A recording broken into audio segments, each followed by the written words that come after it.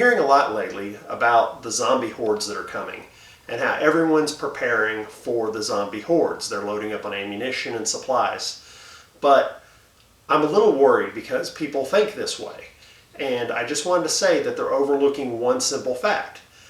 That even though there are zombie hordes coming, there also could be werewolves and vampires too.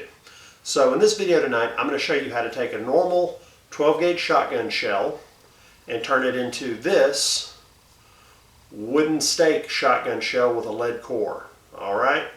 And also for the werewolves, I'm going to show you how you can take a standard hollow point self-defense round like this 44 Magnum hollow point and fill it with silver powder and dust and then put a wax cover over the top of it so that you have a hollow point that will leave silver dust in the wound track of any werewolf you have to shoot. So stay tuned and I'm going to show you how to make these affordably and cheaply yourself at home with ease. Okay, so the first step to putting a wooden stake into a shotgun shell is you buy a 1/2-inch wooden dowel. You then take a normal shotgun shell, this is just a standard 8 load, pry the top open and dump the shot into a container. You can just put the shotgun shell the stake into the shotgun shell and cut it a little shorter to fit. Or what I'm going to do is I'm going to put some lead into the actual stake, and I'll show you that in a second, and shorten the stake down to fit in there. So 12-gauge shotgun shell, 1/2-inch wooden dowel, get the shot out, put the stake in, basically is how that works. Okay, so now I am melting the lead in my lead melting spoon. You can use a regular spoon, but this one works really well because it's designed for it. If you don't have a blowtorch, you can also use a pan or your open fire grill. We'll do it on the side flame where you put your side burner. But you get that nice and hot. And then as you can see, I've drilled a hole in the top of my stake. And I'm going to try to be very careful and just pour the lead, because it's hot and liquidy, into the hole.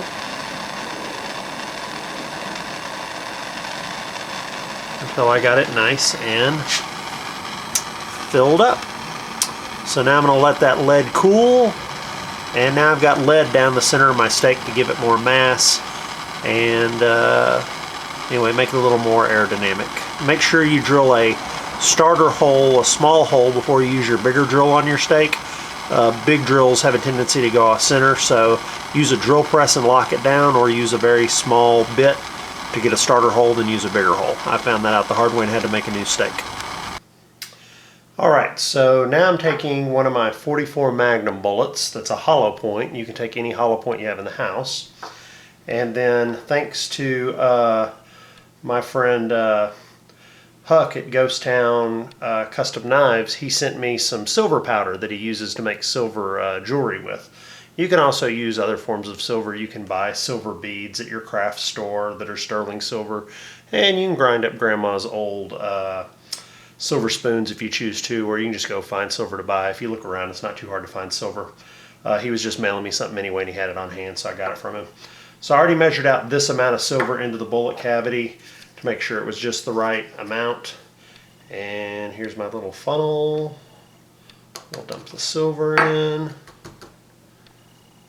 Alright, so now we got the silver right up to close to the top of the cavity. And now we need to seal it with something, so I got an old birthday candle here. So we're just going to drop a little wax on there. We're going to miss. We're going to try again.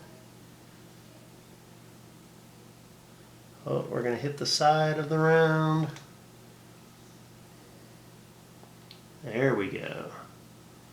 Let's get one more good drop on there. You could also use paraffin or some other form of wax. Alright, so now you've got the powdered aluminum underneath the wax in your slug, or in your bullet cavity.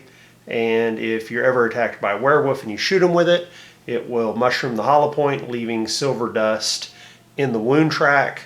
And everyone knows that when werewolves get hit with silver, it stops their regeneration, will allow them to bleed out and die. And the silver will get in their bloodstream and kill them. So you always want to use powdered silver, because all those movies where it shows them using a solid silver bullet and the bullet goes in one side and out the other really not too effective. I think this is going to work a lot better.